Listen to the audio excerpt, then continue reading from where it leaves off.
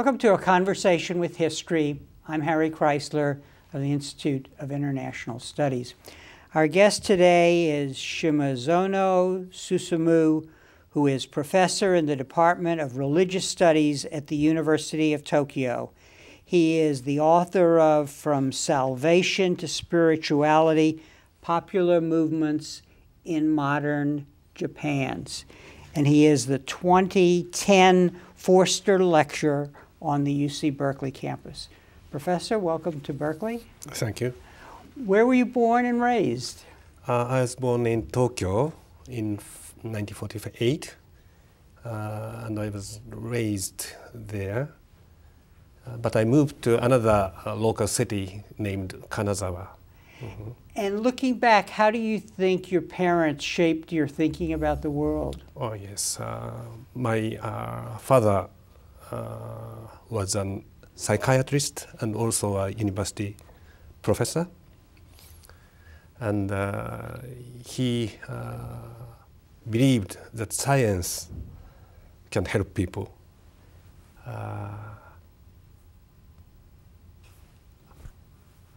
Thank you for pronouncing my name, which might be difficult to pronounce for the. But do you know what does it mean? Susumu, that means progress. You know, so this I think reflects the mentality of the after-war period of Japan. So my parents wanted me to. Make Japan intellectually progress. I see. And you ultimately wound up doing religious studies. Was there something in your background that that pointed in that direction? As you may know, in Japan, religion is very complex. My parents were married in 1945, before the war ended. But the ceremony was in Shinto. But my mother was educated in Catholic schools from elementary school up to the university. And my family belongs to a Buddhist temple. So when we die, we make ceremony in Buddhism. And as I said, my father had some faith in modern science and technology. So it's very complex. Yeah, yes. That's interesting, because one of the themes, and we'll talk about this later in your book, in fact, you had an essay on the relation of the new religions in Japan to psychology and psychotherapy, and there's an important connection there. Yes, I think so. So my father believed that he's helping people, and the medical doctor is a profession which is special, you know. So I think there is something close to religion in that. Yes. What were you trained as in your college studies, and how did it point the path toward religious studies? Yeah. So when I entered the university, I took the course for medicine. So first I intended to be a medical doctor. And I chose the medicine because it is about religion. Interacting with, it is about human beings. In medicine, doctors will interact with people, and I liked that. But when I started to study medicine, I thought it would not be like that. The contemporary medicine is more scientific, and they are looking at body as like things, not the human beings. The spirit. Spirit, maybe. Yeah. Yes. So I was disappointed, and I changed my field from medicine to religion. And how are you trained? Are you trained as a sociologist or as an anthropologist or what? Yes. I was in the University of Tokyo. In the Faculty of Letters, there is a department of religious studies.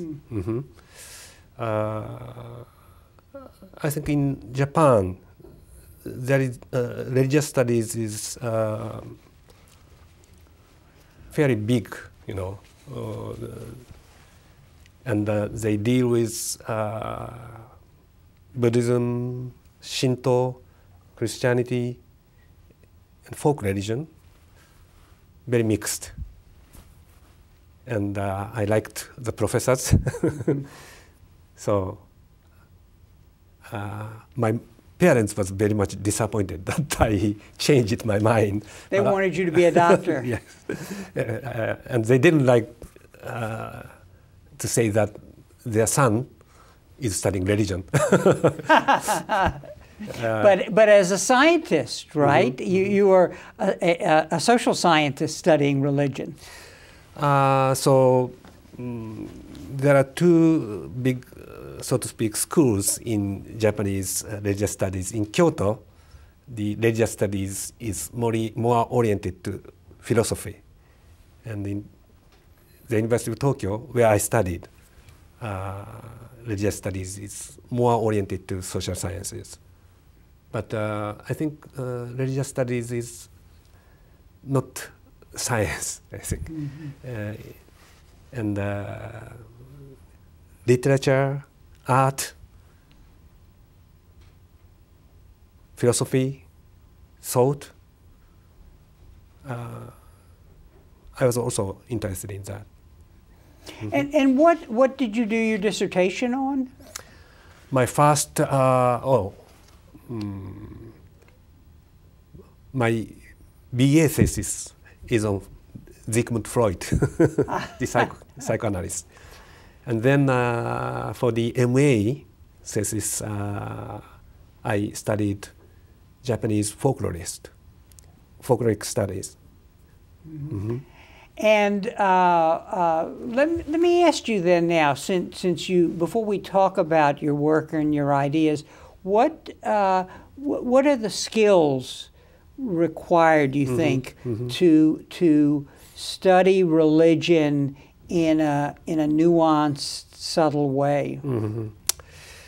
So this is a problem that in religious studies there is no definite, clear methodology. If you want to study classical texts, you must learn languages. This is a very important area of religious studies.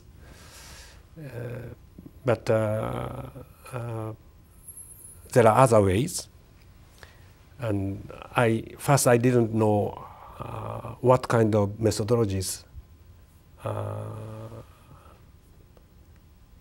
I can learn. And later I started what is called field work.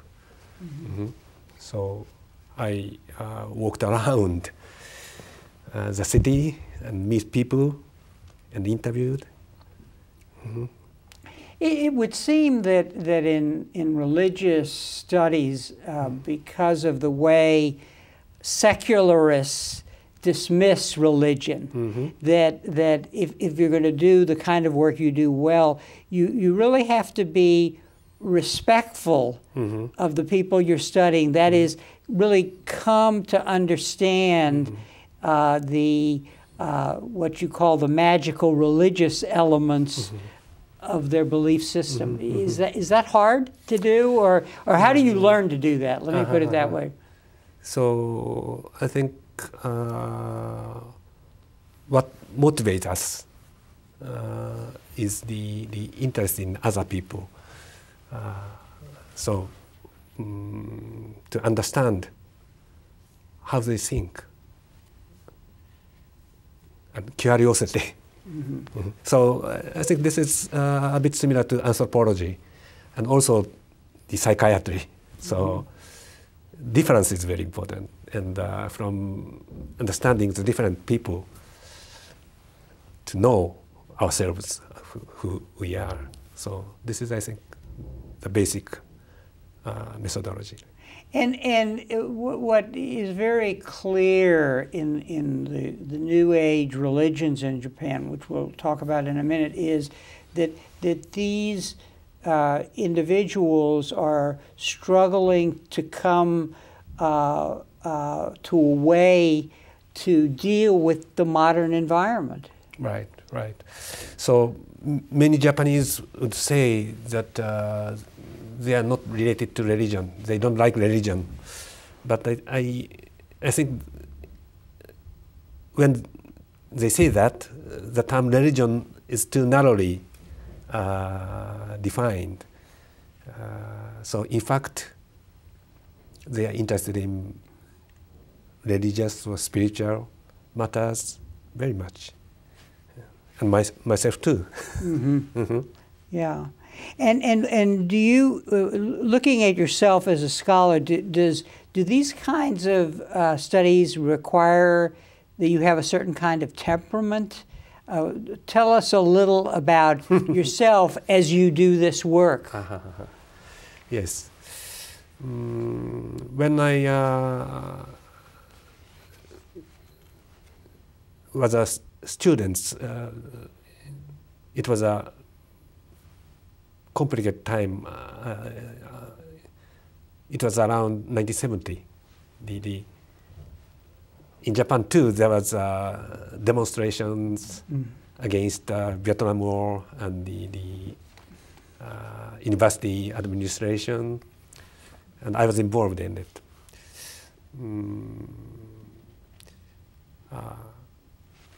And I was also very much confused.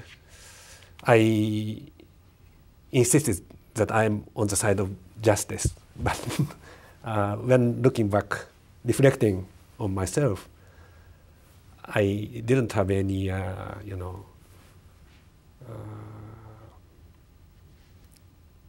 important experiences, any firm sense of, principles, ethics. So I want to think by myself on these issues, but not from only the classical texts or big thinkers, but from the ordinary people who we can respect. So in a way, it's sort of answering questions for yourself about questions of ethics, principles, how to deal with the world, and looking at your contemporaries in contexts that one might normally not look if you were a secularist. Yeah. Yes. Yes. You did some of the early work on the Aum Shinrikyo, which was a religious New Age group that became much more, and in the end wound up being a terrorist group. Talk a little about how you, as just an example of how you came to understand that group over time. Okay. So first I studied folklore and folklorist. But then I realized that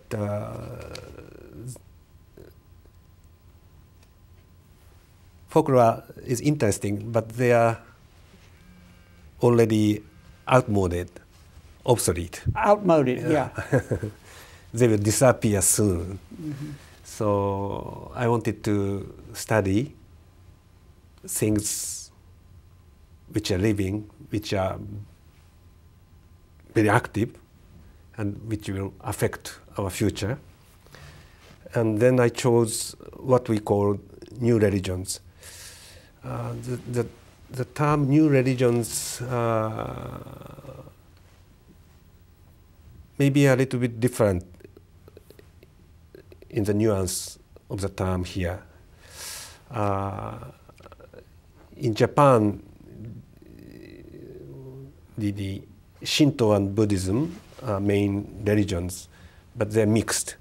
So when the new groups appear, it is not important whether they are Buddhism or Shinto, but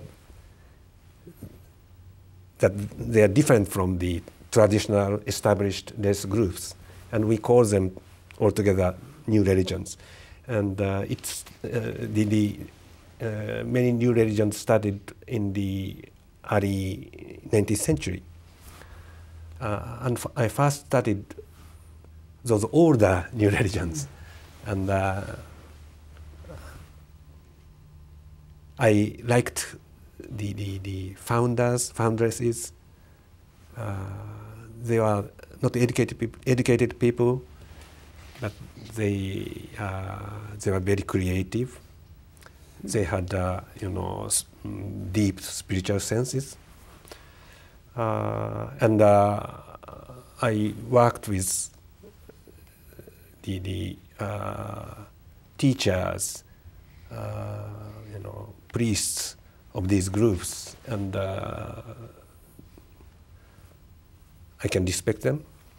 So my first study of new religions are very sympathetic. Mm-hmm. But later I have learned that new religions altogether are not good. Only not good, but they're complicated. Complicated. They may have bad effects. Mm-hmm. And recently, the many people who are involved in new religions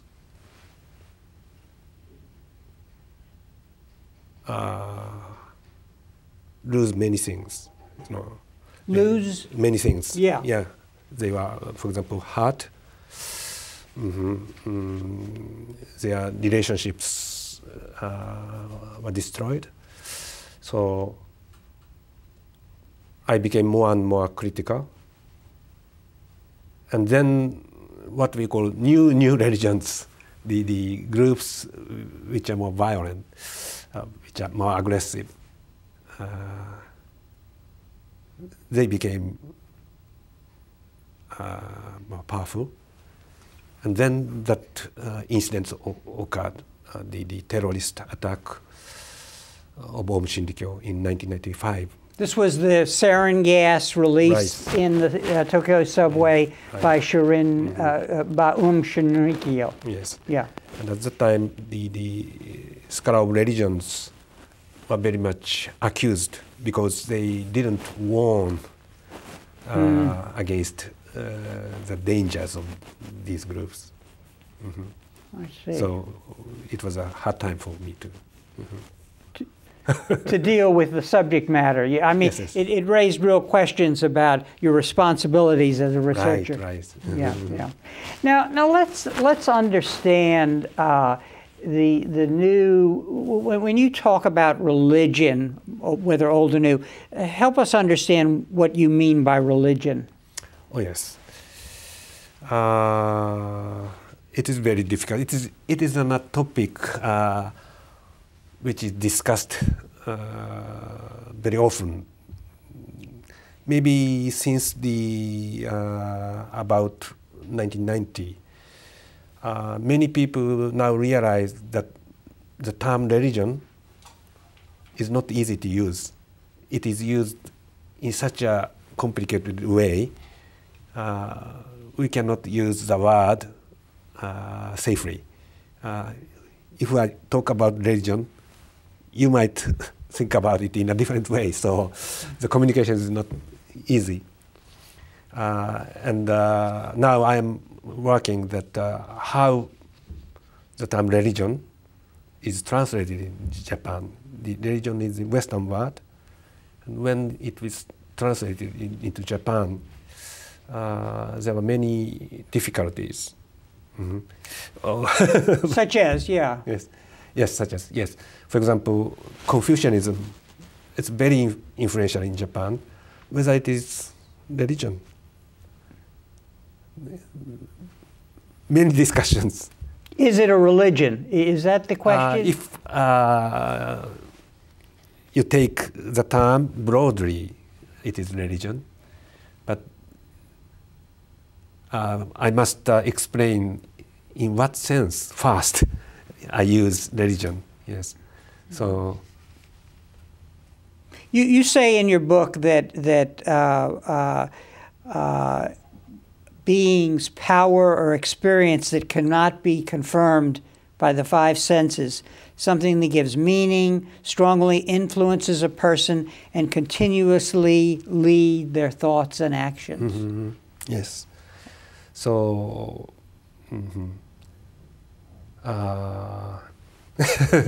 Okay. So and religion in the whole theory of modernization was something that was the study was influenced by Weber, and Weber thought that the magical religious elements would disappear, but part of the implications of what you're writing about is that it doesn't disappear. Yes. It's sublimated in a way, and old questions arise anew, and this was something that the secular world discovered in the 1970s.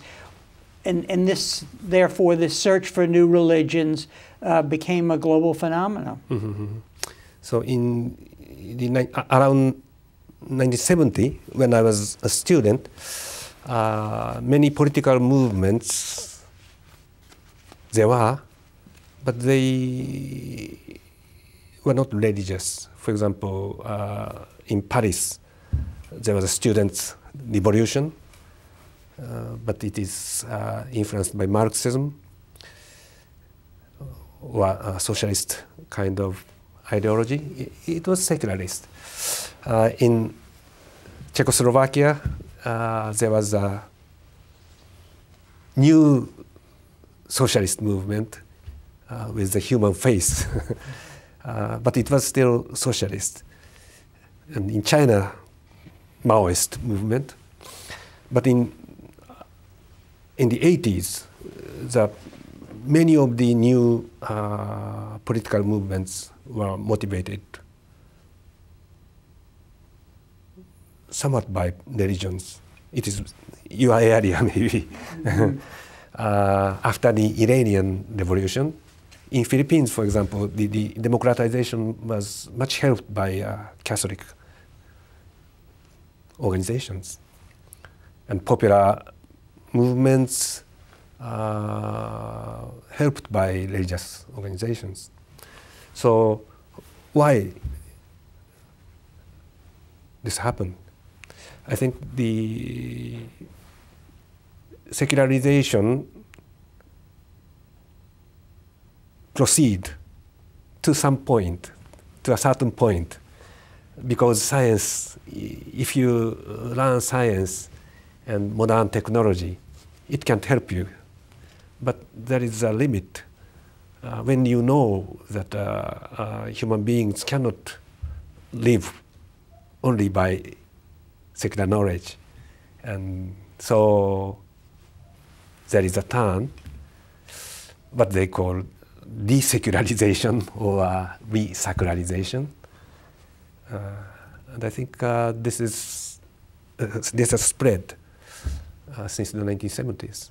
And what people are looking for answers to questions, and you suggest that a lot of this occurs as they confront kind of the realities of human existence, suffering, disease, illness, that they're, and then the whole momentum of modern life, people are left with a sense of uncertainty, and they're looking for answers. Right. So, good example is the medicine. Around 1970, in the West, they started the hospice movement. Medicine has long helped people to be cured, to be freed from the diseases, but they did very little how to live to die. So, but people who are, who have a very severe disease, of course, are very conscious about his own death, his or her own death, and those who care them must be aware of that. So suddenly they realize that, but in medical department in universities, they don't teach about that. So this is a new wave that modern institutions have to learn about the limit of secular knowledge, the limit of modern science, modern rationalism, and to learn from the old wisdoms of the human beings. Interestingly enough, one of the first people we interviewed in the early 80s was Norman Cousins, who was an American writer who began writing and influencing medical education in the country by arguing that there were alternative issues. You even have an essay in your book on alternative sources of knowledge, and so this is a much larger phenomena globally than just kind of new religions in Japan. I mean, it's a kind of global search by humanity for answers in a world that seems inadequate because it's become so secular and so dismissive of religion. Yes. So Japan is an interesting example that they started modernization earlier than other countries in Asia, in Africa, and maybe in other parts of the world. This is the Meiji Restoration, yes. In the middle 19th century. But so we were very eager to learn from the West, but there have been always some sense of difference. And we did not agree with the principles, with a basic way of behavior, which I learned from the West. And so there are many attempts to adapting the Western way, but in our own way also. So new religions, in a sense, one example. And there are, for example, the alternative agricultural movements, alternative medicine. There are many alternative things. You discuss one religion where the founder of the religion was really somebody interested in soils and fertilizer and microbiology. And talk a little about that. What was the name of the religion? But it evolved into almost a kind of psychotherapy, but also a religion, but also a movement about what you should eat. Yes, yes. Interestingly, Shinto, rather than Buddhism, has influenced that kind of movements. Alternative knowledge movements, I said in my book. Aum Shinrikyo is an important example. This is fairly well known and studied because it had a very strong political impact. But it has many other aspects. This religion was very much involved in, for example, arts.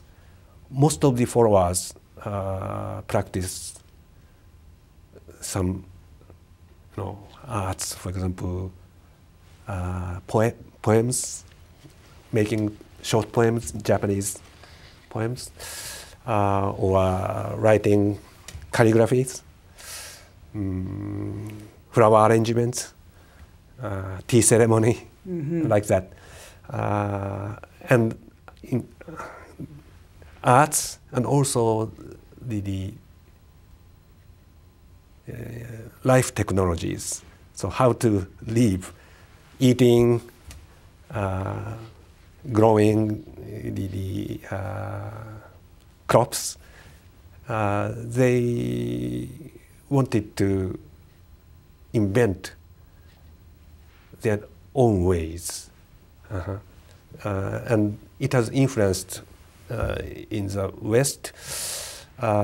This is not the influence from Omoto. There is another important movement named macrobiotics.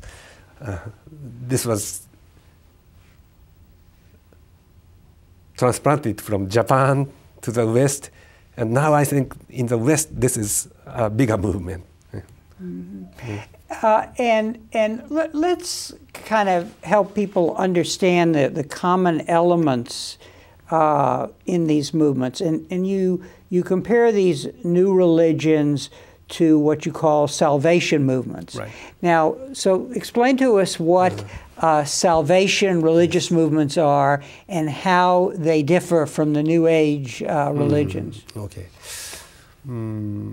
So,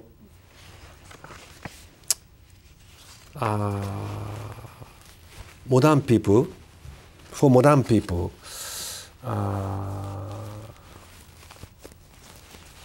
when they learned modern science, still they say there is something unique to religion.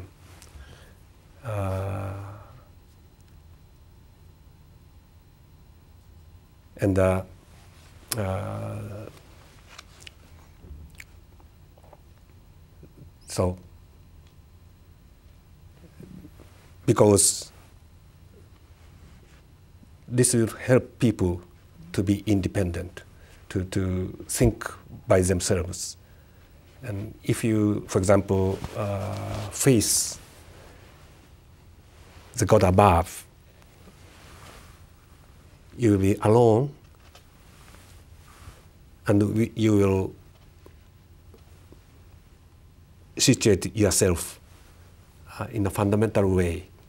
This is the fundamental self-recognition. And in what religions what kind of religions this happens? I think this is salvation religion. Salvation religion regards human sufferings very important. Also, the limits of humanity. For example, we cannot escape from hurting others, violence, for example, and we also cannot escape from the death itself. So there is an important limit. We cannot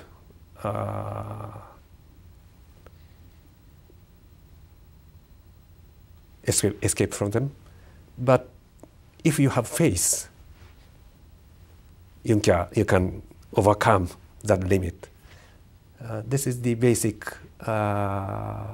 very powerful, source of the idea which motivated human beings. And Christianity is a very good example, and Buddhism too, Islam too. So still they are, spreading in the world. They are helping people to to be confirmed that you are yourself, and new religions in Japan, I think they're in their own way the salvation religions. But I think now we are more and more conscious that salvation religions have their own limit too. And the important point that you emphasize in the book with salvation religion is that the turning, the catharsis comes through faith, but from an outside power. Mm-hmm. There is a God or an entity mm-hmm. that confirms the salvation. Mm-hmm. And it is most likely in another world, not in this world, that mm-hmm. that salvation mm-hmm. comes. Yes, yes. And so, but the difference with the new religions are telling us something else. They are mm-hmm. putting the burden more on the individual. Mm-hmm. And as I understand it, mm-hmm. yes. the salvation is in this world. Mm-hmm. Yes, I am influenced by Max Weber. And in his book, he said that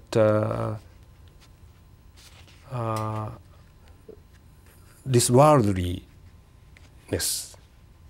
and the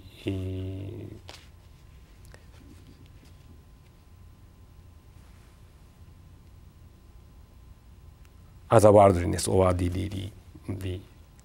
limit of realizing this worldliness. This concept, that concept of world, is very important in his work. And what I found is that traditional salvation religion has much emphasis on the otherworldliness. But in modernity, there are new type of salvation religions which emphasize this worldliness. The salvation occurs within this world.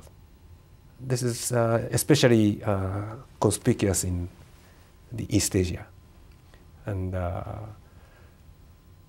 this trend from the otherworldly salvation religions to this worldly salvation religion, if they continue this way, what comes next? I think New Age, which is called in the West, is something here. What, as I listen to you and I read the book, there is a point at which it's very clear you're addressing a global phenomenon, Yes, yes. And that in a way it touches on all kinds of movements we see in the world today.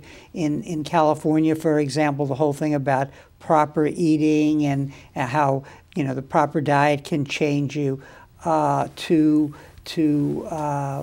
all many kinds of phenomena. So the question is, when is it religious? When are these things religious? Where does what elements in these common phenomena make them religion? Because if you're changing a diet in the United States, you're not doing it for religious reasons. At least many people are not. Mm-hmm. So there is not one common element which defines religion. Mm-hmm. There are many ways. So the term religion is not the word which catches the essence. The gatherings of many elements. So, but anyway, for modern people, the sense of the limit of our scientific knowledge and the limit of the method of modern science, what is called deductionism, knowing things in parts, but not as a whole. If you study diseases, modern scientific medicine studies the parts of your body, not the person as a whole, mind, body, spirit. But we need to acquire that kind of sense. So this is, I think, a new global, awareness that we need a different way of grasping the world. And this is a basis which there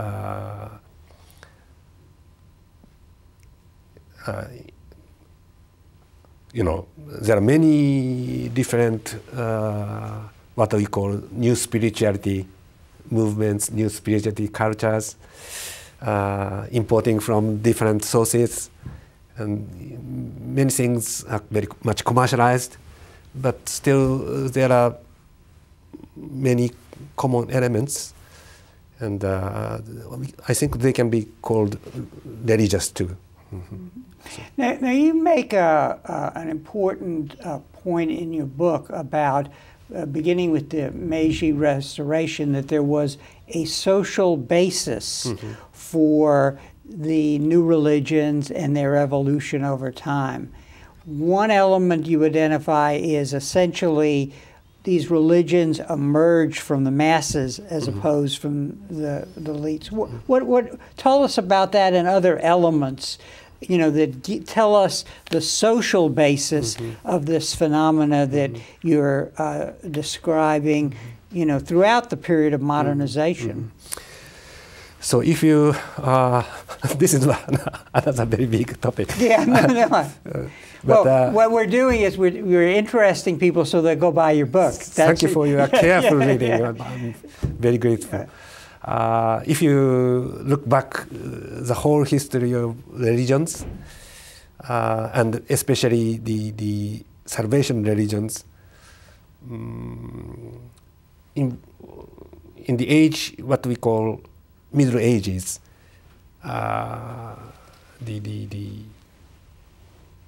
some people have the major, initiatives, and the other people just, following. Of course, they were just not obeying, but they have their own way. But it was not expressed. But in the process of modernization, people have their own, way of expressing themselves and organizing themselves. So this is different in Europe and in the US. In the Europe, the church structure has a still strong power. So popular religious movements are not very conspicuous. But here in the United States, there are many sects, many religious movements, and it represents the power of the people. So religion has been changing, that the initiative moved from the elite to the popular elements. You say in your book, the new movements are a reflection of radical individualism that is necessitated by the affluence and information-oriented nature of contemporary society. Yes. But so in the case of Japan, in the 19th century and until about 1970, popular religious movements are very much communal. They liked to form the local community, local congregational community. There are local leaders. Many of them are housewives. They are very powerful people. They may not be educated in the higher education, but they have their own very powerful personal experience. They have their own source of wisdom. But after the 1970s, that kind of, it was not easy to form that kind of community in their localities. And when they gather, for example, there is an screen, TV screen, and they watch the same TV screen, but they don't talk each other. Mm-hmm. So this is a new way, and they don't know how to interact for the very important,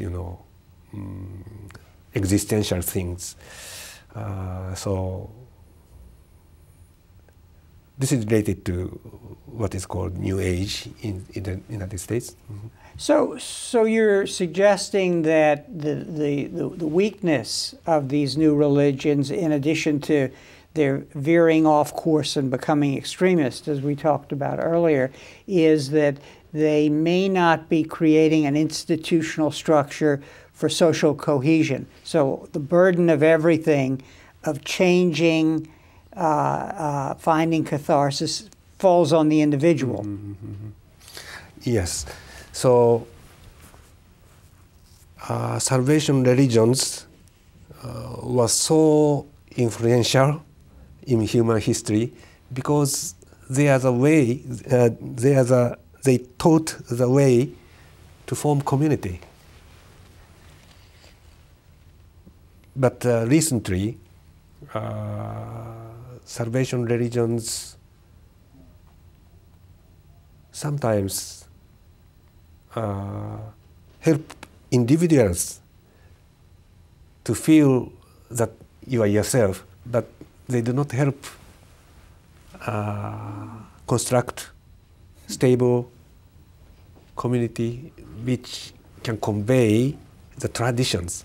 So this is a difficult time. So the dangerous elements of salvation religions, for example, excluding the other people. That is, people who have not been saved or outsiders. Yeah. And the authoritarian element. This was in some groups, this is becoming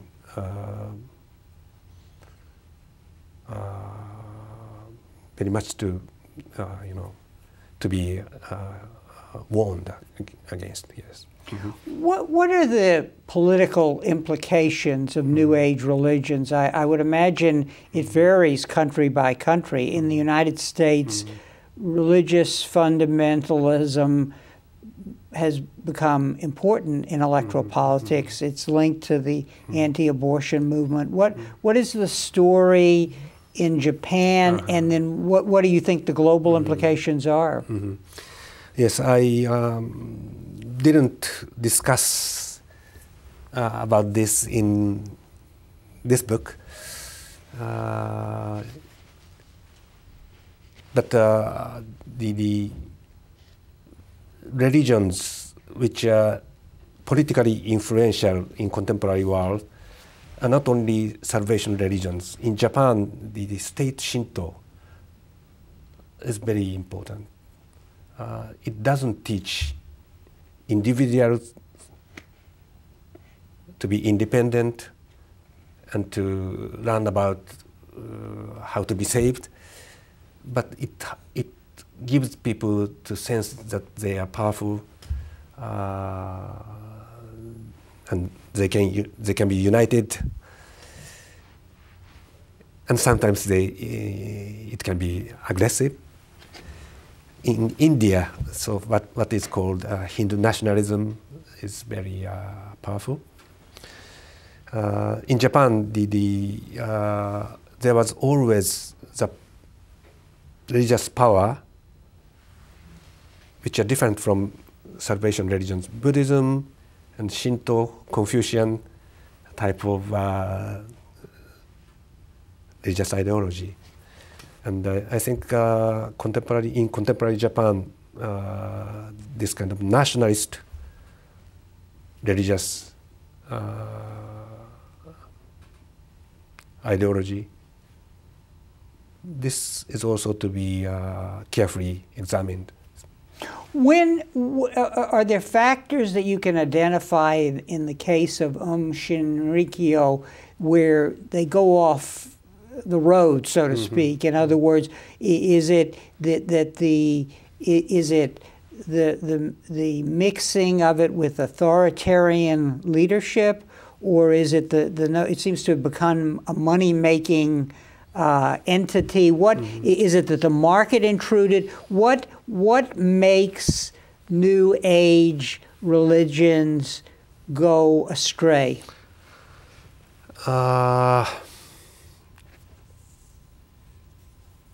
In my theoretical scheme, Aum Shinrikyo is not close to New Age type of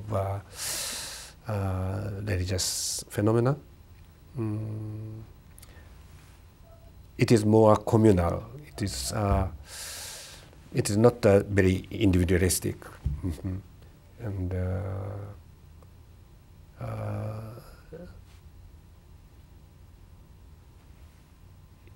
it denied family. Family. It denied family. Family, yes. Yeah. So this is very much against traditional Japanese morality. So the loss of the sense of the continuity from the past, this was very strong. And I think this is why the younger people, and especially educated people, were attracted by this group, and this became very dangerous. To what extent, when you examine these religions, have they been influenced by a sense of the apocalyptic that might come from the fact that Japan was a victim of the use of the first atomic bomb? Does that enter into this at all, or are these New Age religions really not relating to that at all?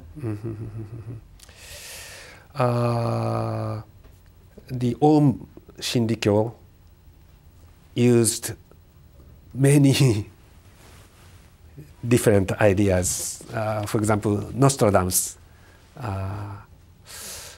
was used by them very effectively, and Christian, apocalyptic ideas was employed by them. Some Buddhist prophetic elements was also used. So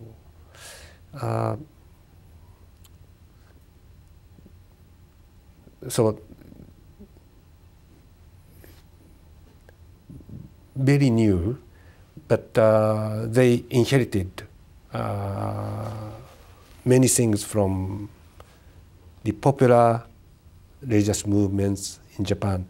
And this was not very much emphasized by our scholarship, but from the Meiji Restoration on, there were many new religious movements, popular religious movements. The scholars emphasized they were oppressed by the totalist government, but popular movements helped to make the totalitarian,